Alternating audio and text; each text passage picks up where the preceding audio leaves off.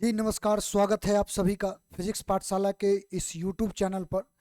मैं रवि रंजन और आज हम लोग कैपेसिटर की बात को थोड़ा आगे बढ़ाएंगे। पिछले क्लास में जैसा कि हम लोगों ने कैपेसिटर यानी कंडेंसर, संधारित्र हिंदी में इसे बोलते हैं, इस चैप्टर को हम लोगों ने शुरू किया था। आज हम उसी मुद्दा को थोड़ा आगे बढ़ाएंगे जहां पर हमने आपको पीछे छोड़ा था, वहां से आज जो है क्लास को आगे किया जाएगा। अच्छा, आपको पहले थोड़ा सा पिछला जो बात है उसको एक बार याद दिला दे। हम लोग दो कंडक्टर को, कोई भी दो चालक है, अगर ये दो चालक को आमने सामने रख दें और अगर इसके ऊपर में, एक प्लेट के ऊपर में अगर हम कोई चार्ज दें, मान लो पॉजिटिव चार्ज दें, तो दूसरा पर अपने आप निगेटिव चार्ज अपियर हो जाता है। ऐसे सिस्टम को हम लोग बोलते हैं कैपेसिटर, या ऐसे सिस्टम को हम बोलते हैं कंडेंसर, या इसी को बोलते हैं हिंदी में संधारित्र। इसी को हम लोग बोलते हैं संधारित्र। ध्यान रखें कि दो पैरेलल प्लेट हो, दो प्लेट होना चाहिए, चाहे वो पैरेलल हो चाहे किसी भी टाइप का हो। ये माने शेप साइज का जो है कोई बाउंडेशन नहीं है। आप किसी भी शेप का दो कंडक्टर ले लो, एक ऐसा ले लो, एक ऐसा ले लो, आमने सामने अगर रख दो तो इसको आप कैपेसिटर बोल सकते हो, आप इसको संधारित्र बोल सकते हो। ऐसे कैपेसिटर जो है बनता है। ये कैपेसिटर फॉर्मेशन का प्राइमरी स्टेज है। माने कहने का अर्थ ये हुआ कि आपके पास जो है कंडक्टर जो है वो तो होना ही चाहिए, और वो दोनों आमने सामने हो जाए तो उसको हम कैपेसिटर बोल देंगे। चलो, तो पहली बात तो ये कैपेसिटर है जो हम लोगों ने शुरू किया था, जो डेफिनेशन वगैरह हम लोगों ने देखा था। इसके बाद आपको हमने बताया था कि कोई भी कैपेसिटर हो, कोई भी कंडेंसर हो, उस कंडेंसर को अगर आपने कोई चार्ज दिया, मान लो अगर क्यू दिया है, और इसका पोटेंशियल डिफरेंस, मान लो ये पूरे कैपेसिटर की बात बोल रहे हैं, पोटेंशियल डिफरेंस अगर भी है तो इसका जो धारिता का फॉर्मूला होता है वो क्यू बट्टा भी होता है। ये पिछले क्लास में बात हो चुका है, ठीक ना। ये जो बात है ये पिछले क्लास में हम लोगों ने कर रखा है। किसी भी संधारित्र का धारिता, किसी भी कैपेसिटर का कैपेसिटेंस क्यू अपॉन भी होता है, यानी charge per unit potential difference होता है। तो पोटेंशियल डिफरेंस या पोटेंशियल भी आप बोल सकते हो। यहाँ पर डिफरेंस शब्द का इस्तेमाल इसलिए कर रहे हैं क्योंकि हमारे पास दो प्लेट है और दोनों का पोटेंशियल अलग अलग होगा, ठीक ना। तो हम लोग इसके बीच का पोटेंशियल डिफरेंस हम यहाँ पर लिख करके रख देते हैं। तो एक बात यह है जो पिछले क्लास में हम लोगों ने यहाँ तक जो है चर्चा किया था। उसके बाद, इसके बाद हम लोगों ने एक और चर्चा किया था, वो ये था कि अगर कोई हमारे पास स्फीयर है, उसका रेडियस अगर आर है, तो इसका भी, अगर स्फीयर है माने एक कंडक्टर है, एक चालक है, तो अभी कैपेसिटर की बात को रोक करके हम लोग कंडक्टर की शुरू कर लिए थे, है ना। तो कंडक्टर वाला में क्या हुआ था, हमने बताया था कि इसका धारिता का जो फॉर्मूला आया था आपका 4πε0 इंटू आर, मतलब रेडियस का डायरेक्टली प्रोपोर्शनल होता है कैपेसिटेंस। सी जो है वो डायरेक्टली प्रोपोर्शनल होगा किसका, आर का। रेडियस अगर आप बढ़ा दो तो धारिता का मान भी क्या होगा, इंक्रीज करेगा। फिर इसी फॉर्मूला का इस्तेमाल करके हमने कैपेसिटेंस निकाला था अर्थ का, पृथ्वी का, ठीक है। तो पृथ्वी का धारिता कितना होता है, देखो कई बार ऑब्जेक्टिव में पूछा जा चुका है। हमने आपको बताया था इसका जो धारिता निकाले थे हम लोग, वो आया था 711 माइक्रो फैराड। ये डाटा डायरेक्ट आप याद रख लेना, ठीक ना। हालांकि हम तो आपको ये निकालना भी सिखाए थे, लेकिन ये डाटा डायरेक्ट इसलिए याद रखना, ऑब्जेक्टिव में पूछता है और वहां निकालने की कोई आवश्यकता नहीं है, ऑप्शन चुन करके आप उसमें टिक मार दो। तो ये डाटा आपको ध्यान में रखना है। तो पिछले क्लास में हम लोगों ने यहाँ तक कुछ बातें जो है वो कर रखा था, ये सब चीजें हम लोगों ने समाप्त कर लिया है, ठीक है। तो आज हम लोग इसी कहानी को आगे बढ़ाएंगे। देखो सिलेबस की बात आप करो तो जितना बात आपको हम बताते जा रहे हैं ये सब आपके 12वीं के बोर्ड के लिए है। किसी कंपिटेटिव एग्जाम में ये आपको शायद ही काम आवे या ना के बराबर काम आएगा, हाँ, लेकिन थेरेटिकल पार्ट जो होता है ना उस एग्जाम के लिए भी यही होता है। सबका जो बेस है ना वो आपका यही होता है। तो हमारा वीडियो देखने से आपको बेनिफिट ये मिलेगा कि आपका जो बेसिक पॉइंट है ना वो क्लियर रहेगा। बात समझ गए ना। यानी कि आपका जो 12th स्टैंडर्ड में जो बोर्ड के एग्जाम में जो पूछा जाता है वैसे टाइप के जितने भी क्वेश्चंस आपके पास आएंगे उसका थेरेटिकली आप जवाब इजी वे में दे सकते हो, क्योंकि फार्मूला वगैरह प्रूफ करने के लिए किसी कंपिटेटिव एग्जाम में सामान्य तौर पे नहीं पूछा जाता है, ठीक ना। वहाँ पे ज़्यादातर न्यूमेरिकल पूछा जाता है। और हमारा जो है वीडियो का जो आपको सीरीज जो मिल रहा है उसमें न्यूमेरिकल का मात्रा हम उतना ही रख रहे हैं जितना बोर्ड के लिए आवश्यक है। बात समझ गए। तो थोड़ा सा ये तमाम चीज़ें को जो है वो ध्यान में रखिएगा। आपका बोर्ड जो है एकदम 100% क्लियर होगा। हम आपको बोर्ड तक निश्चित तौर पे पहुंचाएंगे, आप हम पर भरोसा कर सकते हो। हमने आपको अभी तक लगातार वीडियो दिया है, ठीक है, आगे भी हम आपको देंगे।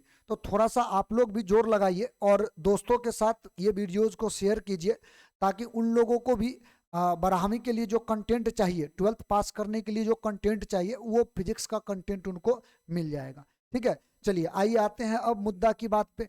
हमारा अगला जो टॉपिक है वो टॉपिक है अगला जो हमारा क्वेश्चन है, छोटा सा क्वेश्चन है। क्वेश्चन ये है कि 1 फैराड का कैपेसिटर जो है वो बनता तो है नहीं। हमने पिछले क्लास में भी आपको बताया था, अर्थ का जो कैपेसिटेंस है, धारिता है, वो 711 माइक्रोफैराड है। पृथ्वी का माने इतना विशाल पृथ्वी का भी धारिता माइक्रो में आया है। इसका मतलब ये होता है कि 1 फैराड का कैपेसिटर धरती पर बनाना तो पॉसिबल है नहीं। तो इसमें हमसे यही क्वेश्चन पूछा है, हालांकि थोड़ा बहुत आइडिया हो गया होगा आपको कि इसका जवाब क्या लिखें। अगर आपसे ऐसा क्वेश्चन पूछ दे 2 नंबर में, कह दे कि इसके बारे में आप लिखो, तो आपको क्या पूछेगा? कहेगा why capacitors of 1 farad capacity is not possible in real life. 1 farad का संधारित्र वास्तविक जीवन में संभव नहीं है, ऐसा क्यों? क्यों नहीं बना सकते हम लोग? तो आपको जब इसका जवाब लिखना हो तो ध्यान रखिएगा, सबसे पहले आप क्या करना, मान लेना, let us suppose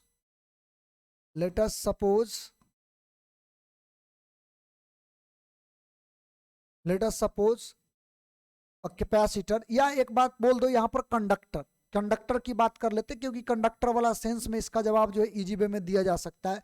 let us suppose a conductor have capacitance, धारिता कैपेसिटेंस 1 फैराड। ठीक है, हम यहां पर ये बात लिख लेंगे, माना कि एक चालक का धारिता 1 फैराड है। मान लिए हम, मानने में क्या जाता है? तो अगर कैपेसिटेंस मान लो 1 फैराड है, हम मान लिए, तो स्वाभाविक बात है कि जो भी आप कंडक्टर लिए हो, इस कंडक्टर का कुछ ना कुछ तो रेडियस होगा। हम इस रेडियस को निकालेंगे अभी, क्योंकि हमको पता है कि ये जो कैपेसिटर बनाए हैं एगो कंडक्टर को लेकर के, यानी कंडक्टर को हम लोग अभी जो है मान रखे हैं कि ये कैपेसिटर है अपना। हालांकि कैपेसिटर मूल रूप से जो बनता है वो क्या है? 2 प्लेटों से बनता है, या 2 कोई भी शेप साइज ले लो उससे बनता है। लेकिन फिलहाल हम लोग कंडक्टर के सेंस में बात करके इसी चीज को यहाँ पर वेरीफाई कर लेते हैं, ठीक ना, ताकि हमें इस प्रश्नों का जवाब देने में सुविधा हो। तो हम मान लिए हैं, देखो ऐसा मान लिए हम लोगों ने कि मान लो हमारे पास एक स्फीयर है, गोला है, ये कंडक्टर है, चालक है, इसका रेडियस है r, जो कि हमें निकालना है। चूंकि इसका कैपेसिटेंस हम लोगों ने 1 फैराड माना है, तो हम लोग यहाँ पर जो फॉर्मूला जब लगाएंगे ना, C बराबर यानी कैपेसिटेंस बराबर 4 पाई एप्सिलॉन 0 इंटू आर, तो यहाँ पर इसीलिए कैपेसिटेंस का वैल्यू रखेंगे 1। ठीक है, क्यों रखेंगे? क्योंकि हमने माना है। अब क्या है कि 1 फैराड के कैपेसिटर का रेडियस निकल जाएगा और उसी से हमें पता चल जाएगा कि ये बनाना पॉसिबल है या नहीं है। तो यहां से ये रख दो। अब यहां से r का वैल्यू निकालोगे तो 1 डिवाइड बाई 4 पाई एप्सिलॉन 0 यही आएगा ना। इसको उठा के इधर फेंको, 1 तो पहले से पड़ा हुआ, तो इसको सॉल्व करोगे तो इसका वैल्यू तो हम पहले बता रखे 9 इंटू 10⁹ इसका वैल्यू होता है। लेकिन यूनिट जो है ना वो रेडियस का रखोगे, क्योंकि वो यूनिट वगैरह कट जाएगा, ठीक ना। तो आपका यहां पर इसका आ जाएगा कितना, 9 इंटू 10⁹ मीटर रेडियस। अगर आप थोड़ा सा गौर करेंगे तो आपको ध्यान होगा कि रेडियस ऑफ अर्थ जो है ना वो 6400 किलोमीटर होता है। तो उसको हम ऐसे लिख सकते हैं, देख लो ध्यान से, इतना मीटर, ये हम लोग इसको ऐसे लिख सकते हैं। अर्थ का रेडियस इतना है, और ये जो रेडियस आया है, अगर 6.4 और 9 को थोड़ा इग्नोर करो, थोड़ा देर के लिए हम मान के चलते हैं दोनों का वैल्यू माने इक्वल के कैटेगरी में तो है नहीं, लेकिन मान लेते हैं बराबर है। अगर हम केवल इसका जो है ना 10 टू दी पावर के साथ ही तुलना करें तो पता चलेगा ये 10 के पावर 6 है, ये 10 के पावर 9 है। माने पावर से ही पता चल रहा है कि 1000 गुना बड़ा, पृथ्वी से 1000 गुना बड़ा कंडक्टर हमको लेना पड़ेगा, तो पृथ्वी से 1000 गुना बड़ा कंडक्टर धरती पर कहाँ से लाया जाएगा या कैसे बनाया जाएगा? तो ऐसा कैपेसिटर इसीलिए बनाना पॉसिबल नहीं है। अगर आपको ये प्रश्न पूछता है तो आपको जवाब इसी तरह से भाषा में देना पड़ेगा और लास्ट में ये बात लिखना पड़ेगा, since radius of 1 farad capacitor is 1000 times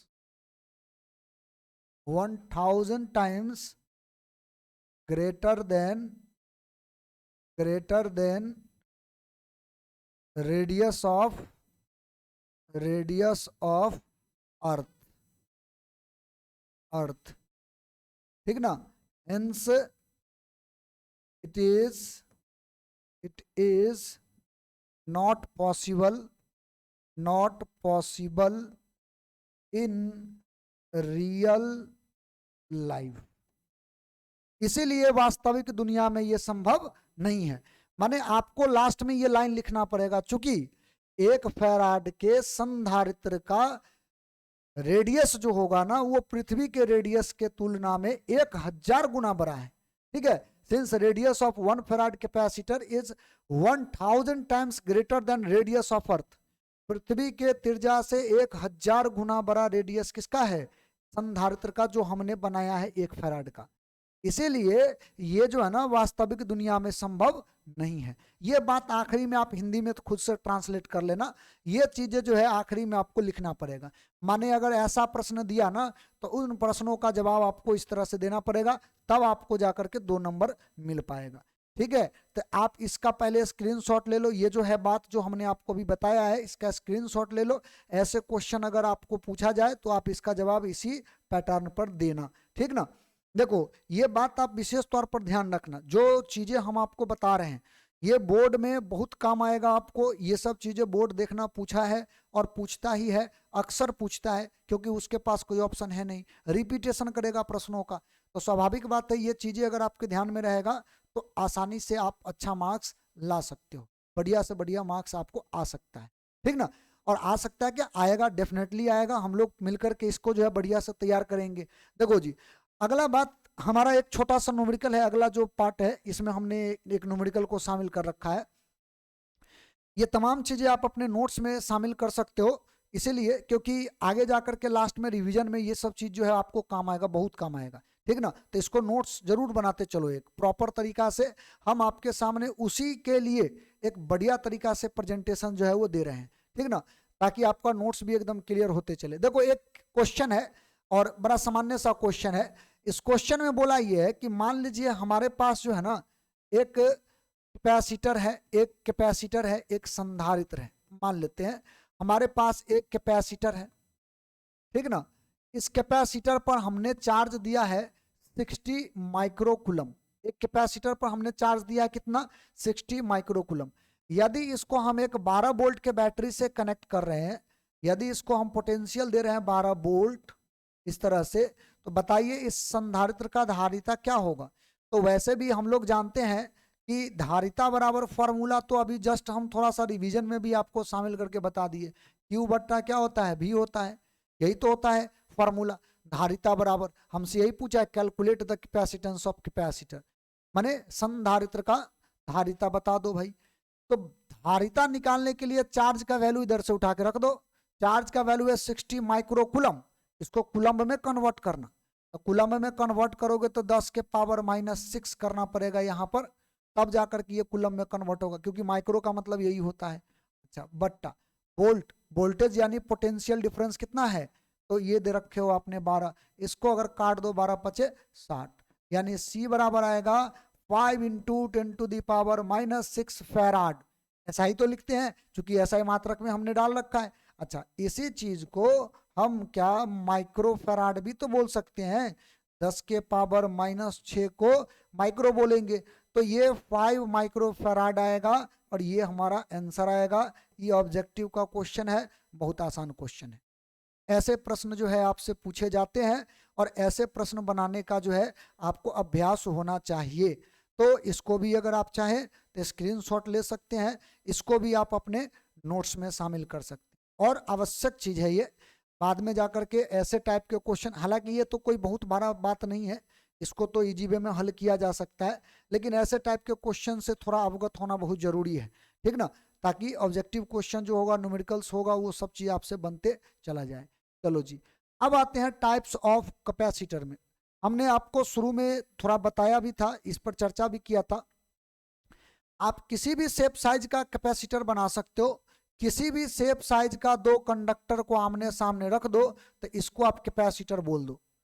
लेकिन ऐसे कैपेसिटर का इस्तेमाल जो है प्रैक्टिकल दुनिया में किया नहीं जाता है।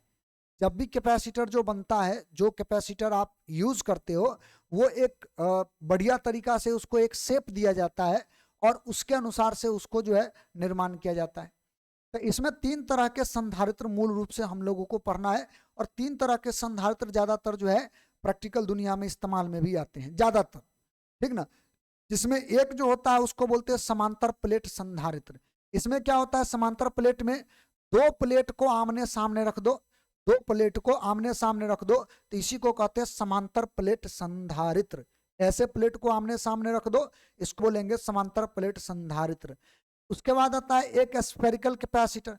स्फेरिकल में क्या होता है कि माने गोला जो आप बनाओगे उसमें दो लेयर इस तरह से बना दो, तो इसमें भी दो प्लेट बन गया, एक अंदर में है एक बाहर में है, तो इसको बोलते हैं स्फेरिकल कैपेसिटर। इसी तरह से सिलिंड्रिकल भी बन जाता है। सिलिंड्रिकल आप समझ रहे होंगे, एक बेलनाकार जो संधारित्र होता है वो भी आपका इसी तरह से बनता है। इसमें भी दो लेयर इसी तरह से आप बना दो, इसी तरह से आप क्या करो, इसमें दो लेयर बना दो, तो ये भी आपका एक कैपेसिटर बना, क्योंकि इसके भी पास दो प्लेट बन गया, ठीक है। तो इसको बोलते हैं सिलिंड्रिकल, स्फेरिकल, और एक है पैरेलल प्लेट कैपेसिटर। तो कुल मिलाकर के संधारित्र जो हमें पढ़ना है वो कितने हैं, तीन। तीन में पहला संधारित्र हम लोग पढ़ने जा रहे हैं। पहला संधारित्र का नाम है पैरेलल प्लेट कैपेसिटर, यानी कि समांतर प्लेट संधारित्र। और हमसे क्वेश्चन क्या करेगा, समांतर प्लेट संधारित्र तो आप ऐसे भी पकड़ लिए कैसे बनेगा, दो प्लेट को आमने सामने रख दो, दो किताब को आमने सामने रख दो, लेकिन मेटल का होना चाहिए, आमने सामने रख दो तो स्वाभाविक बात है वो पैरेलल प्लेट कैपेसिटर बन गया। तो हमसे क्वेश्चन पूछेगा ये कि समांतर प्लेट संधारित्र का धारिता का व्यंजक प्राप्त करें, ठीक है। Find the expression of capacitance of parallel plate capacitor. Find the expression of capacitance of parallel plate capacitor, यानी कि समांतर प्लेट संधारित्र की धारिता ज्ञात करें, उसका फॉर्मूला ज्ञात करें, ठीक ना। वो फॉर्मूला प्रूफ करने के लिए आपको बोलेगा, और ये बेसिकली 2 नंबर का क्वेश्चन होता है। तो ये परीक्षा के पॉइंट ऑफ व्यू से इंपॉर्टेंट है, इसमें वीवीआई लगाते चलिए, ठीक है। ये बहुत आवश्यक चीज है, ये आपसे परीक्षा में पूछा जाता है 2 नंबर में प्रूफ करने के लिए, तो आप इसको निश्चित रूप से तैयार कर लीजिए। चलो जी, हम शुरू करते हैं। पहला जो हमारा है पैरेलल प्लेट कैपेसिटर, इसका धारिता क्या होगा उसका फॉर्मूला निकालेंगे। हमने हेडिंग भी वही बनाया है, calculation of capacitance of different capacitor. भिन्न भिन्न संधारित्रों के धारिता की गणना करना है, इसका कैलकुलेशन करना है। अलग अलग टाइप का जो संधारित्र होगा उसका धारिता कितना होगा इसकी गणना करना है, और ये कैलकुलेशन करने का फॉर्मूला प्रूफ करने आपको आना चाहिए। बात समझ गए? तो आइए हम आपको प्रक्रिया बताते हैं, प्रोसेस बताते हैं कि कैसे आप प्रूफ कीजिएगा। सबसे पहले आप 2 प्लेट बना लीजिएगा, 2 प्लेट, दोनों प्लेट में आप नाम रख दो, एक का नाम ए प्लेट रख दो, एक का नाम बी प्लेट रख दो। बी प्लेट है, एक ए है। प्लेट का एरिया मान लेते हैं हम ए है, और दोनों प्लेटों के बीच का जो दूरी है ना इसको हम डी मान लेते हैं। दोनों प्लेटों के बीच का जो दूरी है इसको डी मान लेते हैं, और प्लेट का जो एरिया है ना, एरिया जो है, चलो यहां लिख लेते हैं, एरिया जो इसका होगा क्षेत्रफल, इसका जो क्षेत्रफल आएगा ना, इस क्षेत्रफल को ए मान लेते हैं, ठीक ना। ये ए मान लेना आप लोग, सही है। जो क्षेत्रफल है इसको हम लोग ए मान लेते हैं। चलो अच्छा, अब हमारा जो ये जो कैपेसिटर है इसको चार्ज भी तो आप दोगे, तो एक को अगर पॉजिटिव दोगे तो दूसरा पर निगेटिव चार्ज आएगा। तब बेसिकली इसके ऊपर में एक आप समझ सकते हो ये इनफाइनाइट शीट टाइप का एक उसी का एक छोटा टुकड़ा है। माने आप लोगों ने गॉस थ्योरम पढ़ा था, तो गॉस थ्योरम में हमने ये बात बताया था कि अगर आपके पास एक इनफाइनाइट शीट हो तो उसकी वजह से इलेक्ट्रिक फील्ड का फॉर्मूला क्या होता है। तो बेसिकली इसके ऊपर में आवेश का जो डिस्ट्रीब्यूशन होगा ना, वो सरफेस चार्ज डेंसिटी होगा, यानी पृष्ठ आवेश घनत्व का यहाँ पर वैल्यू रखा रहेगा। तो याद रखिएगा, एक पर अगर आपने प्लस सिग्मा रखा है तो दूसरा के ऊपर माइनस सिग्मा होगा। ये बात हम पहले बता रखे हैं, इसीलिए दोबारा ज्यादा चर्चा नहीं कर रहे हैं, ठीक ना। थोड़ा सा खाली आपको बता देते हैं, सिग्मा बराबर हमने बताया था आपको चार्ज पर यूनिट एरिया, ठीक ना, ऐसा करके हमने बताया था। तो ऐसा काम जो है कब करते हैं, जब एरिया के आधार पर चार्ज का डिस्ट्रीब्यूशन हो। तो इसका घनत्व तो तुमको दिया रहेगा, वेयर सिग्मा क्या है, तो इसको हम लोग बोलते हैं सरफेस चार्ज डेंसिटी। क्या बोलेंगे इसको, सरफेस चार्ज डेंसिटी, पृष्ठ पृष्ठ आवेश आवेश घनत्व तो कहेंगे इसे। क्या बात समझ में आया, यही होगा। चलो जी, अब आगे बढ़ जाते हैं हम। तो हमें निकालना क्या है, हमें निकालना क्या है, धारिता, कैपेसिटेंस। तो एक बात याद रखना, अगर आप दो प्लेट को आमने सामने रखते हो और फिक्स डिस्टेंस पर रखते हो, तो इन दोनों प्लेटों के बीच का जो विद्युत क्षेत्र होगा ना, जो विद्युत क्षेत्र इन दोनों के बीच का होगा, वो यूनिफॉर्म होगा, एक समान होगा। बात समझे कि नहीं, माने प्लेटों के बीच का जो विद्युत क्षेत्र होगा, चूंकि आप देखिएगा हर पॉइंट पर जो लाइन जो इससे गुजरेगा ना, उसमें इधर से निकलेगा उधर जाएगा, इधर से निकलेगा उधर जाएगा, तो अंदर का जो विद्युत क्षेत्र होगा वो यूनिफॉर्म होगा। और इन दोनों को माने इन सब को एक साथ कंबाइन करके अगर रखोगे तो अंदर का जो इलेक्ट्रिक फील्ड होगा ना, याद रखिएगा, अंदर का इलेक्ट्रिक फील्ड होगा सिग्मा बट्टा एप्सिलॉन जीरो, ये इसका वैल्यू होगा, ठीक है। हम अंदर की बात कर रहे हैं, दोनों प्लेटों के बीच का जो इलेक्ट्रिक फील्ड का जो वैल्यू होगा, ये वैल्यू कितना होगा, सिग्मा बट्टा एप्सिलॉन जीरो होगा। ये बात आपको ध्यान में रखना है। अच्छा, हमको यहां से निकालना है धारिता। धारिता निकालने के लिए हमने आपको बेसिक और मास्टर फॉर्मूला बोलो उसको, ये बताया था कि charge per unit potential difference अगर हमको मिल जाए तो धारिता हम किसी का भी निकाल देंगे। तो चार्ज तो हम निकाल सकते हैं, यहां से सिग्मा दे रखा है तो हम वहां से सिग्मा बराबर चार्ज पर यूनिट एरिया करके चार्ज निकाल सकते हैं। लेकिन पोटेंशियल डिफरेंस निकालना हमारे लिए अब एक टारगेट है। पहले पोटेंशियल डिफरेंस निकाल लेते हैं, अगर ये दोनों निकल गया तो इसी फॉर्मूला पर रख देंगे, इसका धारिता निकल जाएगा और इसके लिए आपको जो है 2 नंबर मिल जाएगा। तो सबसे पहले हम यहाँ पर लिखेंगे, ये बात हम मेंशन करेंगे, ये चीजें थोड़ा सा आपको हम और स्पष्ट कर दें कि यहाँ से हम इसको अलग कर देते हैं, ये हेडिंग का पार्ट है, इलेक्ट्रिक फील्ड बिटवीन प्लेट्स। पहले ये बात लिख लेते हैं, ठीक ना, स्पष्ट रहेगा। प्लेटों के बीच इलेक्ट्रिक फील्ड, विद्युत क्षेत्र, ठीक है। अब प्लेटों के बीच जो है विद्युत क्षेत्र का मान कितना होगा भाई, तो अभी अभी जस्ट हमने आपको बताया कितना होगा, सिग्मा बट्टा एप्सिलॉन जीरो, और ये क्या है, यूनिफॉर्म है। बगल में हम लिख लेते हैं यूनिफॉर्म इलेक्ट्रिक फील्ड, माने एक समान विद्युत क्षेत्र होगा इसके अंदर, ठीक है। अच्छा जी, इसको हम लोग मान लेते हैं इक्वेशन नंबर 1। ऐसा हम इलेक्ट्रिक फील्ड क्यों निकाले, देखो एक बात बताओ, हमने आपको पोटेंशियल निकालने के लिए शुरू में फॉर्मूला बताया था, माने इलेक्ट्रिक फील्ड और पोटेंशियल के बीच में एक रिलेशन होता है dV बट्टा dx। पोटेंशियल वाले चैप्टर में हमने ये चीजें आपको बताया था, अगर आप नहीं पढ़े हो तो एक बार उसको जरूर पढ़ लेना, देख लेना जरूर, वहां पर हमने ये फॉर्मूला बताया था। लेकिन ये जो फॉर्मूला हमने जो आपको बताया था ना, ये वेरिएबल के लिए था, माने जो लगातार चेंज होते रहता है। हम यहाँ पर इलेक्ट्रिक फील्ड जो ले रखे हैं अंदर में, ये कांस्टेंट है, या कह दो यूनिफॉर्म है, ये माने एक समान है हर जगह। बात समझे कि नहीं, तो जब एक समान अगर यूनिफॉर्म इलेक्ट्रिक फील्ड होगा ना, तो उसके लिए हमने वहां पर भी बताया है कि इलेक्ट्रिक फील्ड का फॉर्मूला, ये डिफरेंशियल टर्म में मत लेना और निगेटिव मत लगाना, आप इसका मैग्नीट्यूड केवल ले लेना, v बट्टा एक्स लगा देना, v और बट्टा में आप x लगा देना, माने इसी को dv बट्टा dx किए थे, माने डिफरेंशियल टर्म में लिखे थे। केवल आप यूनिफॉर्म के लिए जब बात करेंगे ना, तो आप ये फॉर्मूला लगा देना। तो यहां से आपका पोटेंशियल बराबर हो जाएगा इलेक्ट्रिक फील्ड इंटू एक्स, यही तो होगा फॉर्मूला। और हमें पोटेंशियल चाहिए, विभव हमें चाहिए, तब ना कैपेसिटेंस निकालने के लिए Q बट्टा V लगाओगे। इसीलिए पहले आपको इलेक्ट्रिक फील्ड निकालना पड़ा, फिर उसके बाद डिस्टेंस। डिस्टेंस तो खैर दोनों प्लेटों के बीच का डी दिया हुआ है, तो हमें ज्यादा झंझट का सामना करना पड़ेगा नहीं। तो ये दूगो अगर मिल जाएगा तो पोटेंशियल निकल जाएगा। तो हमने इलेक्ट्रिक फील्ड तो पहले ही प्राप्त कर लिया प्लेटों के बीच कितना होगा। तो यूनिफॉर्म इलेक्ट्रिक फील्ड का वैल्यू हमें मिल गया है, समझ गए बात को। तो हम यहां पर लिखेंगे पोटेंशियल, पोटेंशियल बिटवीन प्लेट्स, ठीक ना, प्लेटों के बीच विभव, इसी को विभवांतर भी बोलते हो। प्लेटों के बीच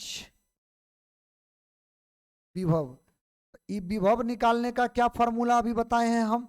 तो प्लेटों के बीच विभव निकालने का फॉर्मूला बताए हैं V बराबर E इंटू एक्स, यही बताए हैं। तो डायरेक्ट हम फॉर्मूला इस्तेमाल करते हैं। चलो एक काम कर लेते हैं, वो लिखिए लेते हैं, इलेक्ट्रिक फील्ड बराबर V बट्टा एक्स। इसीलिए V बराबर जब निकालोगे तो E इंटू एक्स होगा, और कुछ नहीं करना है, फ्रॉम इक्वेशन 1 से वैल्यू उठाना है, यहां रख देना है। तो V बराबर इलेक्ट्रिक फील्ड का मान कितना है, सिग्मा बट्टा एप्सिलॉन 0 उठा के रख दो, और x, x बोले तो प्लेटों के बीच का दूरी जो है वो कितना है, d है। तो ये हमारा पोटेंशियल का वैल्यू आ गया, पोटेंशियल का वैल्यू आ गया, ये इक्वेशन नंबर 2 हो गया। लेकिन हमको अभी भी धारिता नहीं मिला है, अभी पूरा बात समझते चलना सभी लोग। देखो जी, पहले तो हमको धारिता निकालना है, तो अब हमारा धारिता निकलेगा, ठीक ना। अब निकाल सकते हैं capacitance, capacitance of parallel plate capacitor, parallel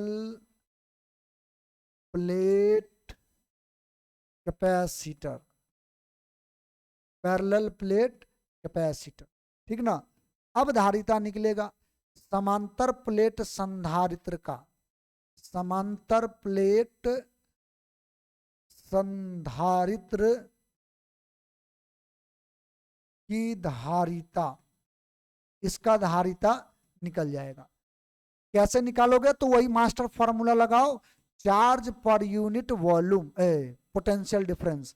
और इसमें जो है ना पोटेंशियल डिफरेंस का वैल्यू यहां से लिख दो, from equation number 2। Equation number 2 पर जो हमने वैल्यू बताया है, जो हमने निकाला, चलो एक बार दिखा देते हैं आपको। हमने क्या निकाला है, सिग्मा एप्सिलॉन 0 इंटू डी, ठीक है। हम ये वैल्यू को उठा करके यहाँ पर रखते हैं, तो C बराबर चार्ज डिवाइड बाय, यहाँ पर लिखोगे सिग्मा बट्टा एप्सिलॉन 0 इंटू डी, यही वैल्यू होगा। अच्छा, एक और बात हमने आपको बताया है, सिग्मा बराबर क्या होता है, तो सिग्मा बराबर होता है चार्ज पर यूनिट एरिया। ये बताने की जरूरत नहीं है, लेकिन पहले जो है इस पर चर्चा हो चुका है, ये आपको ध्यान में रहना चाहिए। आओ जी, इसके बाद जो है उस पर चर्चा करते हैं। तो C बराबर आएगा क्या चीज, तो C बराबर यहां से आएगा चार्ज डिवाइड बाय, इसका वैल्यू अगर रखोगे तो Q divide by epsilon 0 area, और ये D तो पहले से अवेलेबल है, ऐसे लिख दो। सिग्मा को charge per unit area sigma बराबर हम लिख दिए हैं, तो हमारे ख्याल से ये चार्ज और चार्ज तो खत्म होगा, और एप्सिलॉन 0 एरिया तीसरा बट्टा है, उछल के ऊपर जाएगा। तो C बराबर हमारे पास आएगा एप्सिलॉन 0 एरिया और बट्टा में D, यही आएगा क्या।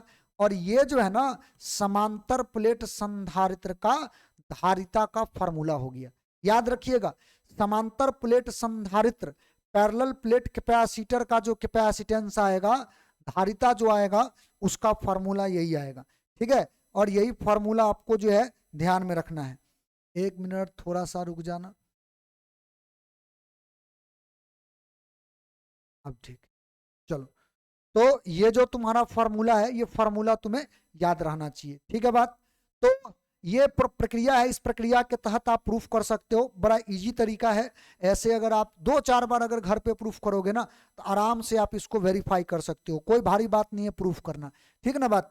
चलो जी, हम माने आगे बढ़ जाते हैं, लेकिन उससे पहले इसको तो आपको नोट करना पड़ेगा, लेकिन थोड़ा सा बात समझ ले, ये चीजें पहले समझ ले कैसे तुमको लिखना है। देखो, ये बात प्रूफ करने के लिए आपको कुछ भाषा में बात लिखना पड़ता है, ठीक ना। तो इतना तो आप डायग्राम पहले बना दो, जो आप स्क्रीनशॉट लोगे ना, तो स्क्रीनशॉट ले लो इसका, पहले स्क्रीनशॉट ले लो फिर बात करते हैं। चलो स्क्रीनशॉट ले लिया, अब देख क्या करना है। इतना बात पहले आपको लिख देना है, इधर वाला जितना भी है लिख देना है। इसके बाद भाषा में आपको कुछ लिखना है। क्या लिखना पड़ेगा, तो वो बात हमने यहाँ पर लिख करके रखा है, आप इसका भी स्क्रीनशॉट ले लो, ठीक है।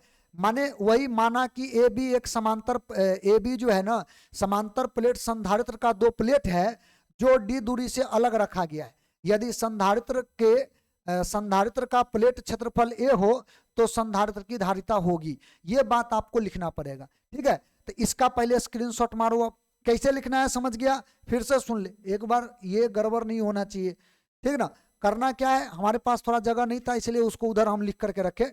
इसको पहले उतार देना है, ये जो बात है इतना वाला पोर्शन, फिर वो भाषा जो हम स्क्रीनशॉट अभी डलवाए हैं उसको इसके बाद चिपका देना है, और तब जाकर के ये सब बात जो है तुमको लिखना है, ठीक है। तो इसका तो स्क्रीनशॉट हो गया, और आखिरी में तुम्हारा ये है, इसका स्क्रीनशॉट ले लो। तो अभी जो हम धारिता का फॉर्मूला ये जो लाए हैं, ये पैरेलल प्लेट कैपेसिटर का समांतर प्लेट संधारित्र जो है ना, ये समांतर प्लेट संधारित्र का धारिता है, ठीक ना। उसी का हम लोगों ने ये फॉर्मूला अभी निकाला है, ठीक। ये बात समझ गए आप। चलो अब हम लोग जो है ना अगले इसके अगले भाग पे आते हैं। ये तो हो गया हमारा अगला एक इसी पर एक छोटा सा क्वेश्चन हम आपके सामने रख दिए है, ठीक ना। ये हिंदी मीडियम में यहाँ पर जो है क्वेश्चन नहीं लिखा हुआ है, लेकिन हम समझा देते हैं, आप समझ जाओगे। बड़ा साधारण सा क्वेश्चन है। देखो क्वेश्चन में कहता यह है कि मान लीजिए हमारे पास एक पैरेलल प्लेट कैपेसिटर है। मान लो हमारे पास एक जो है ना पैरेलल प्लेट, इसी तरह से एक कैपेसिटर है, इस तरह से दे रखा है, ठीक। तो पैरेलल प्लेट जो ये कैपेसिटर है, इन दोनों के बीच का जो दूरी है डी बराबर पैरेलल प्लेट कैपेसिटर का जो बीच का जो दूरी है ना, डिस्टेंस बराबर 1 mm है, दोनों प्लेटों के बीच का दूरी। और प्लेट का जो एरिया है वो दे रखा है 20 सेंटीमीटर गुने 20 सेंटीमीटर। समझ लो, बड़ा सिंपल सा बात है। Calculate the capacitance of parallel plate capacitor having 20 centimetre into 20 centimetre square plate separated by a distance of 1 mm। माने इसका जो क्षेत्रफल है ना वो 20 सेंटीमीटर इंटू 20 सेंटीमीटर, आप समझ गए होंगे। 20 और सेंटीमीटर को मीटर में कन्वर्ट करो -2, इसको भी अगर मीटर में कन्वर्ट करो 10 के पावर -2, ये मीटर स्क्वायर हो जाएगा। अच्छा, ये दोनों को अगर मल्टीप्लाई करोगे तो ये दोनों होगा 20 गुने 20 400, सही है, और गुने 10 के पावर -4 मीटर का स्क्वायर, क्योंकि 10 के पावर -2 ये कन्वर्ट कर लेना है खुद से, ठीक ना। तो एरिया बराबर कितना होगा, 400 का 2 शून्य, इसके 2 शून्य से निपटा दो, तो इसके पास बचेगा क्या, 4 गुने 10 के पावर -2 मीटर स्क्वायर। ये आया अपना क्षेत्रफल। और देखो डिस्टेंस हमको दे रखा है 1 mm, तो mm को अगर मीटर में कन्वर्ट करोगे तो 1 इंटू 10 टू दी पावर कितना हो जाएगा, -3 हो जाएगा, इतना मीटर। सब ऐसा ही मात्रक में बदल गया। अब करना क्या है, बोला है पैरेलल प्लेट कैपेसिटर का धारिता बताओ। अरे धारिता निकालने के लिए हम लोगों ने अभी जस्ट यही तो फॉर्मूला पढ़ा है पैरेलल प्लेट के लिए, यही तो फॉर्मूला था। ये फार्मूला लगाना है, सॉल्यूशन आ जाएगा। देखो कैसे निकालेंगे, देख C बराबर ε0 का मान हमने आपको पढ़ाया है इतना, ठीक ना। हालांकि ये वैल्यू याद रख लेना है। चलो जी, एरिया का मान उठाकर किधर से रखो, तो एरिया कितना है, 4 गुने 10 के पावर -2 रख दो, पट्टा में फिर नीचे क्या है, डिस्टेंस, डिस्टेंस का वैल्यू है 1 इंटू 10 टू दी पावर -3। अब कैपेसिटेंस जो भी आएगा उतना फैराड में आ जाएगा। सॉल्यूशन हमारा, चलो आगे बढ़ते हैं, मल्टीप्लाई कर लेते हैं। देखो इन दोनों को मल्टीप्लाई करो पहले, 5 चौक 20, 8 चौक 32 और 2 34 का 4, डेसिमल डालो, फिर 8 चौक 32, 8 चौक 32 और 3 35। हमारे ख्याल से तो यही आना चाहिए। देख लो फिर से एक बार मल्टीप्लाई कर ले, 5 चौक 20 शून्य आएगा, 8 चौक 32, 32 और 2 34 4 आएगा, 8 चौक 32 और 3 35, ठीक है। और गुने 10 के पावर -12 और -2, माइनस कितना आएगा -14, और ई जब 10 के पावर -3 ऊपर जाएगा तो ऊपर में +3 नहीं बन जाएगा, तो थोड़ा हमारा काम जो है और ज़्यादा आसान हो जाएगा। रुक जाओ, थोड़ा सा इसको अरेंज कर लेते हैं। c बराबर हमारा जो वैल्यू आएगा वो इतना आएगा, तो c बराबर 35.40 और गुने 10 के पावर -11 ऐसा होगा। तो इसको हटाओ, नीचे डबल शून्य लाओ, ये शून्य से शून्य खत्म होगा, एगो शून्य इस पर चढ़ जाएगा, तो c बराबर 354 गुने 10 के पावर -12 फैराड होगा। 12 क्यों आया, ये भी शून्य ऊपर चला गया, तो इतना फैराड को क्या हम पिको फैराड नहीं बोल सकते हैं? तो यही हमारा हो गया आंसर, ये जो आया ना यही हमारा हो गया आंसर। तो अगर तुमसे ऐसा क्वेश्चन पूछेगा तो उसमें डाटा के साथ ऐसे ही छेड़छाड़ करके अलग अलग माने जैसे mm में, सेंटीमीटर में, मिलीमीटर में, डेसीमीटर जो भी है उसमें देगा डाटा और कहेगा कैपेसिटेंस बताओ, तो फार्मूला तुमको याद रहना चाहिए ना, और वो याद है तो फिर ये बनाया जा सकता है। तो आप इसका भी स्क्रीनशॉट लगा दो और इसको भी नोट्स में ध्यान में रखना, ताकि आगे जाकर के रिवीजन जब करो ना तो ये तुमको बहुत काम आवे। चलो अब आ जाते हैं दूसरे टाइप के कैपेसिटर पर, और एक आखिरी कैपेसिटर का कैपेसिटेंस निकालना आपको सिखा रहे हैं अभी आज के क्लास का, ठीक ना। तो ये जो दूसरा कैपेसिटर है ये गोला है, माने गोलाकार है, और हमने बताया था इसमें 2 लेयर इस तरह से आप बना दो, और इस तरह से अगर आप बना दोगे तो ये आपका स्फेरिकल कैपेसिटर बन जाता है। इसको हम लोग बोलते हैं गोलीय संधारित्र, ठीक है बात। तो पहली बात, अगर इस गोला में अगर आपने चार्ज भी दिया, मान लो हमने इसके ऊपर में कोई चार्ज दिया, या एक को तो अर्थिंग से जोड़ते हैं, ये बात हमने पहले बताया था। मान लो एक वाला जो गोला है ना, इसको हम अर्थिंग से, अर्थ वायर से ऐसे जोड़ दिए, तो ई जो है लो पोटेंशियल पर हो जाएगा, ध्यान रखना।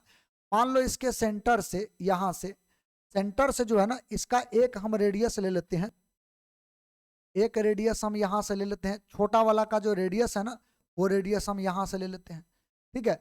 और बड़ा वाला का जो रेडियस है वो रेडियस को हम एक और रेडियस ले लेते हैं, बड़ा वाला के लिए रेडियस ले लेते हैं, मान लो बड़ा वाला के लिए ये है, और दोनों का रेडियस जो है अलग अलग हम मान लेते हैं, ठीक ना। देखो इसका रेडियस, अंदर वाला जो है इसका रेडियस को हम R1 मानते हैं, बाहर वाला जो है इसका रेडियस हम R2 मानते हैं। अब एक चीज बताना, अगर हम लोगों ने लेट अस सपोज किसी को भी, जैसे अंदर वाला चूंकि हाई पोटेंशियल पर है तो इस पर आपने पॉजिटिव चार्ज दिया, ये जो है ना अंदर वाला जो है इसके ऊपर में आपने पॉजिटिव चार्ज दिया, हम इसको दर्शा नहीं रहे लेकिन समझ लेना आप आर्थिंग जो जोड़े हैं उसके हिसाब से, चाहे ऐसा कर लो -Q चार्ज यहाँ पर डाल दिए तो आप ऑटोमेटिक समझ जाओगे अंदर प्लस चार्ज होगा, पॉजिटिव चार्ज होगा। तो बेसिकली हम ये वाला चीज सिंबॉलिक तौर पे केवल दर्शा रखे हैं, समझ लेना, अंदर नहीं लिख रहे, नहीं तो फिर कचरा हो जाएगा पूरा अंदर में, ठीक ना। देखो हमको ना, हमें किसी भी कीमत पर इस पूरे गोला का जो है ना चाहिए क्या, माने कैपेसिटेंस निकालना, ये फार्मूला हम निकाल रहे हैं बेसिकली, लेकिन उसको भी निकालने के लिए तुम्हारा जो बेसिक फार्मूला होता है Q/V, ये निकालना पड़ेगा भी। चार्ज तो पता है कि इस पर Q चार्ज आपने दे रखा है, तो चार्ज फट से रख दोगे, लेकिन पोटेंशियल डिफरेंस कहां से लाओगे?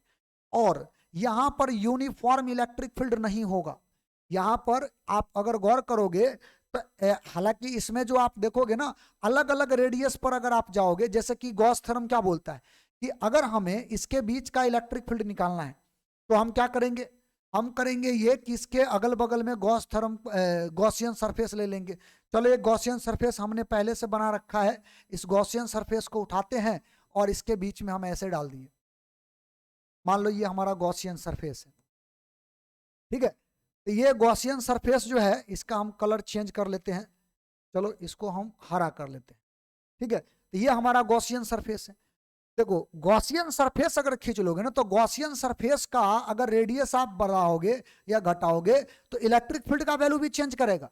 इसका मतलब ये जो भी निकाल रहे हो ना आप, ये जो भी निकालोगे, इस भी को निकालने के लिए अब आपको जो है कांस्टेंट वाला फार्मूला नहीं लगाना पड़ेगा, इलेक्ट्रिक फील्ड बराबर -dV/dx वाला फार्मूला लगाना पड़ेगा, ठीक ना। ये फार्मूला लगाओगे तब निकलेगा। अच्छा एक बात और, अगर हम यहां से dV निकाले तो क्या -E/dx ऐसे बन जाएगा क्या, या जो भी रेडियस इसको मानोगे वो r ले लेना, अगर r स्मॉल r लोगे तो स्मॉल r, कैपिटल R तो कैपिटल R, जो भी है रेडियस जो भी होगा, दूरी जो भी होगा वो लेना यहाँ पे, ऐसे फार्मूला को लिख सकते हो, इसी फार्मूला को बिल्कुल लिख सकते हैं। अच्छा, इंटीग्रेशन करेंगे तो इसका वैल्यू हम लोग तो भी मान लेंगे, जो भी होगा 0 से भी, उसके हिसाब से इसका इंटीग्रेशन भी होता है, ये पता है हमने। मैंने हम क्या, आपको ये मालूम होना चाहिए dx का इंटीग्रेशन क्या होता है, x प्लस सी, और वही डेफिनेट इंटीग्रेशन होता है तो c नहीं लिखा जाता है। हमने इस पर जो है कभी बात तो नहीं किया है, लेकिन हम आपको पहले बोले थे कि ये सारा चीज जो है आपको पहले से ध्यान रखना चाहिए, ठीक ना। ये बड़ा सिंपल सा बात है। तो अभी आपके सामने हम ये फॉर्मूला इस्तेमाल करेंगे अभी, इंटीग्रेशन यानी कि v बराबर minus of integration electric field into D R, और ये फॉर्मूला हमें पोटेंशियल निकाल करके देगा, जो इसके बीच में, दोनों गोला के बीच में जो पोटेंशियल डिफरेंस होगा वो निकाल के देगा। अगर ये पोटेंशियल डिफरेंस निकल गया तो धारिता निकल गया, क्योंकि Q बट्टा भी निकाल दो, C बराबर धारिता, खत्म, वही तो निकालना है हमें। लेकिन ये प्रक्रिया थोड़ा सा पिछला वाला के कंपैरिजन में बड़ा है, इसीलिए इसका क्वेश्चन भी जो तुमसे पूछेगा ना वो 5 नंबर में पूछेगा, अगर पूछता है तो 5 नंबर में पूछता है, ठीक ना। तो एक काम कर लेते हैं, पहले तो हम लोग ये जो बाहर में हम लोगों ने, ये जो बाहर में हम लोगों ने एक गॉसियन सरफेस खींचा है, इसका हम लोग एक रेडियस भी ले लेते हैं। मान लो ये हमारा एक गॉसियन सरफेस है, और इस गॉसियन सरफेस का रेडियस हम लोग कुछ ले लेते हैं। चलो जी, इसका रेडियस हम यहाँ पर जो है ना r ले लेते हैं, स्मॉल r। समझ गए बात को। तो पहले बात तो वही, आपको यही माना कि जाना कि जो भी है वो लिखना पड़ेगा, जो हम पहले से बता रखे हैं ये लिखना पड़ेगा, ठीक है ना बात। और इसका हिंदी हम उधर लिख रखे हैं, वो आपको हम स्क्रीनशॉट उसका भी डलवा देंगे, लेकिन परेशान मत होना, पहले तो आप ये डायग्राम बनाना, ठीक है। अब आते हैं हम अपने कैलकुलेशन वाले पार्ट पे। देखो, कैलकुलेशन में पहले आपको लिखना पड़ेगा इलेक्ट्रिक फील्ड। तो कहाँ का इलेक्ट्रिक फील्ड निकालना है, इलेक्ट्रिक फील्ड बिटवीन स्फीयर, या बोलो स्फीयर्स, ठीक ना, गोलों के बीच, गोलों के बीच इलेक्ट्रिक फील्ड।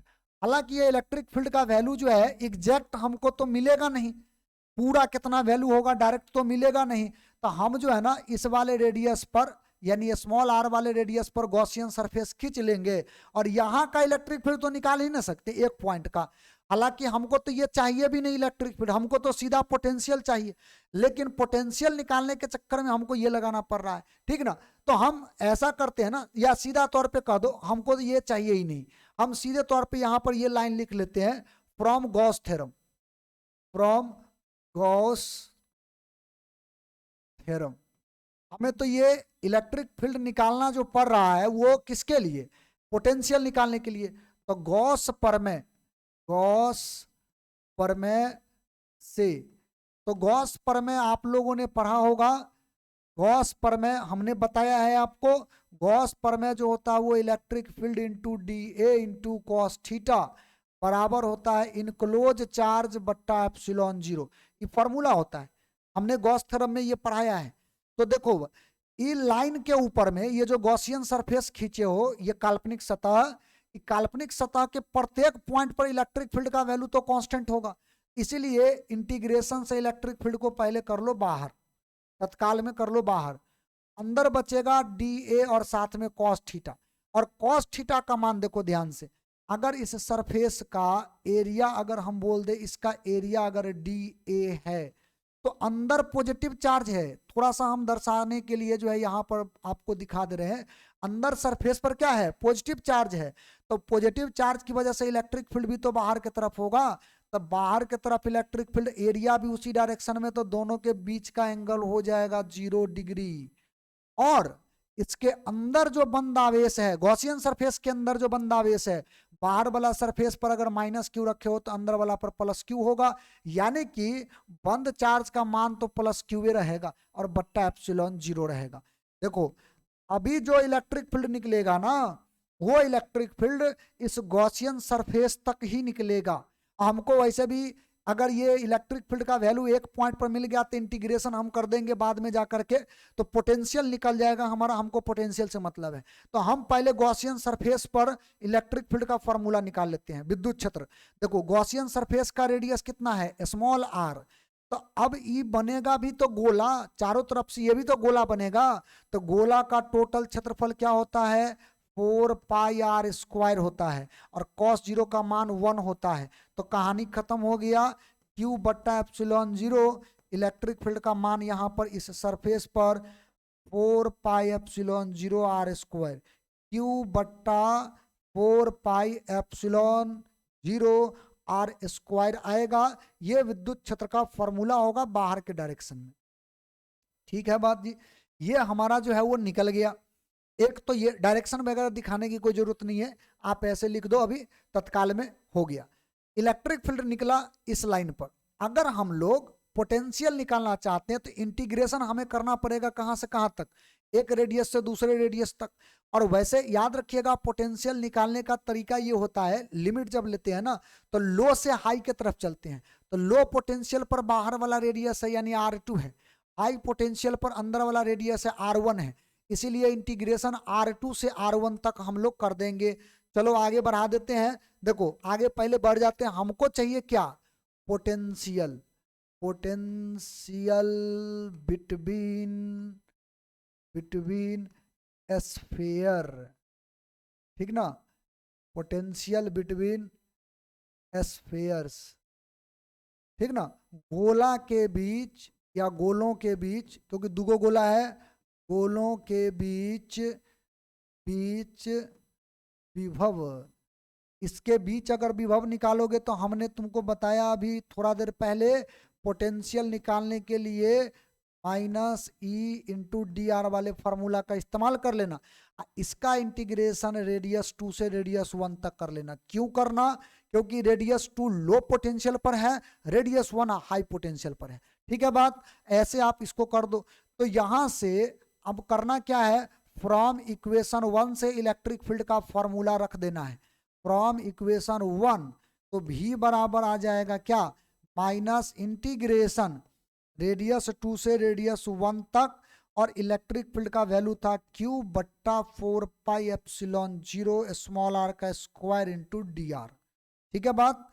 अब इसमें से जो कांस्टेंट है वो कांस्टेंट बाहर हो जाएगा, तो V बराबर आएगा 1, सॉरी चार्ज भी तो बाहर आएगा, चार्ज बट्टा 4 पाई एप्सिलॉन 0 बाहर आएगा, चार्ज बट्टा 4 पाई एप्सिलॉन 0 बाहर आएगा, और इंटीग्रेशन में 1 बट्टा r² इंटू dr होगा।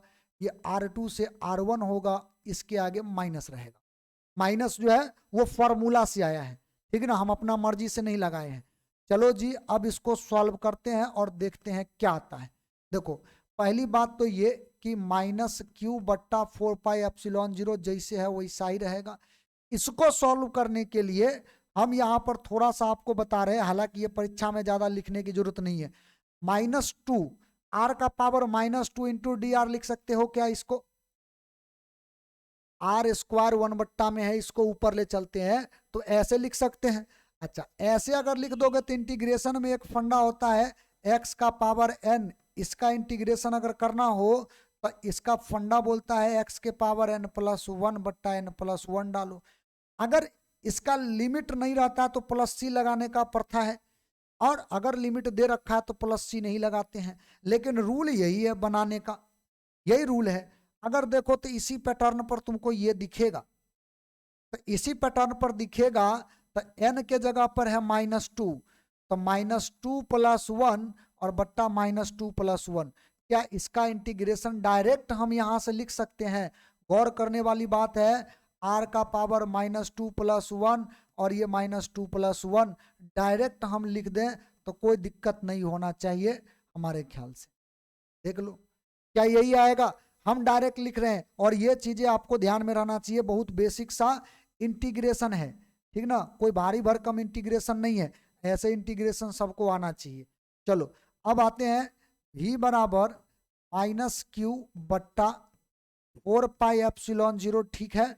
और इसको अगर सॉल्व करोगे तो r का पावर -1 नीचे भी आएगा, -1 ई होगा R2 से लेकर के R1 तक। ई -1 को बाहर करोगे, माइनस माइनस प्लस कर लेगा, तो V बराबर Q बट्टा 4 पाई एप्सिलॉन 0, ई प्लस में हो गया अब। अच्छा 1 ये जो है r का पावर -1, इसको हम यहाँ से ऐसे भी लिख सकते हैं, नीचे आएगा तो +1 होगा। ये सब बहुत बेसिक मैथमेटिक्स है, ये नहीं कि इसको भी देखते रह जाना कहाँ से ले आए। r का पावर -1 को नीचे लाएंगे तो ये फंडा क्लियर है बात। अच्छा, पोटेंशियल, अब इसको अगर निकालोगे ना तो पोटेंशियल बराबर यहां से, ये तो खैर बाहर है, जो उसको बाहर छोड़ दो, जैसे है वैसे छोड़ दो। अब जो है लिमिट लिखने का क्या प्रचलन है, तो लिमिट लिखने का प्रचलन ये है कि पहले हम लोग लिखते हैं अपर लिमिट, ऊपर वाला वैल्यू पहले r के जगह पे रखा जाएगा, तो 1 बट्टा पहले r1 आएगा और माइनस लगाते हैं, ठीक है। फिर माइनस लगा करके फिर इस r के जगह पर ये r2 डालते हैं, ये 1 बट्टा r2 आएगा, ठीक। तो यहां से v is equal to q divide by 4 pi epsilon 0, और इसको अगर आप सॉल्व कीजिएगा तो नीचे में r1 इंटू r2 और ऊपर में r2 माइनस r1, भिन्न का जो घटाव है उसके हिसाब से आ जाएगा। कहां से आ गया, चलो इसके हिसाब से ये आ जाएगा, और ये इक्वेशन नंबर जो है वो 2 मान लेना इसको, क्योंकि हमको पोटेंशियल चाहिए था, पोटेंशियल निकल गया। मेन बात यही है, पोटेंशियल निकालना था, पोटेंशियल निकाल लिए। अब क्या निकालना है, अब निकालना है धारिता, ठीक है।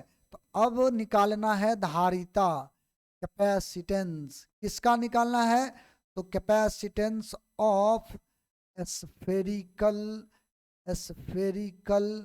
कैपेसिटर, गोलीय संधारित्र का धारिता, गोलीय संधारित्र का धारिता, ये हमको चाहिए। तो बेसिक वही जो फंडामेंटल फॉर्मूला है, Q बट्टा V लगाओ और आंसर पाओ। तो यहां से क्या करना, फ्रॉम इक्वेशन 2, क्योंकि V का वैल्यू 2 पर था, तो C बराबर यहां से लिखोगे चार्ज डिवाइड बाई V का वैल्यू क्या था, तो चार्ज बट्टा 4 पाई एप्सिलॉन 0, और ये था आपका R2 minus R1 divide by R1 into R2, यही फॉर्मूला था। तो ये दोनों तो आपस में निपट जाएगा। अब जो तीसरा नीचे वाला बट्टा है उछल के ऊपर जाएगा, तो C इज इक्वल टू आएगा 4 pi epsilon 0 R1 into R2, और बट्टा में आएगा R2 माइनस R1। ये हमारा कैपेसिटेंस का फॉर्मूला आएगा, लेकिन कौन सा कैपेसिटर का, स्फेरिकल कैपेसिटर का। तो गोलीय संधारित्र का ये धारिता निकालने के लिए तुम्हें 5 नंबर देगा। थोड़ा सा इसका प्रक्रिया जो है माने बड़ा है और थोड़ा ज्यादा कैलकुलेशन करना पड़ता है, इस वजह से ये 5 नंबर का क्वेश्चन बनता भी है। लेकिन पैरेलल प्लेट वाला 2 नंबर का रहेगा, वो 5 नंबर का कभी नहीं पूछेगा, ध्यान रखना। पूछ दे तो वो अलग बात है, बिहार बोर्ड का वो उसका अलग चीज है, ठीक ना, या किसी और बोर्ड में अगर पूछ दे तो वो अलग बात है, लेकिन हमारे ख्याल से नहीं बनना चाहिए।